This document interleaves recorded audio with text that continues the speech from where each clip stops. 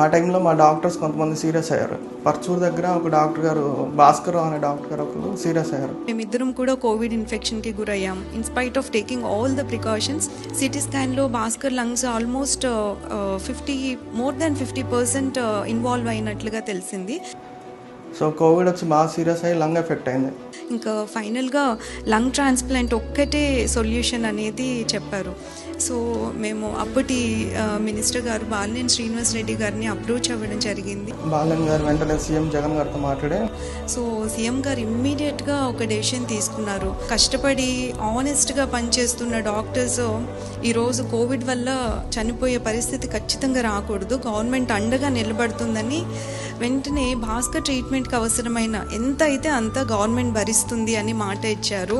అది దాదాపు 1,17,00,000 అయింది. ఆయన ఇప్పుడు ప్రాణాలతో ఉన్నారంటే దానికి కారణం వాస్తున్నారు.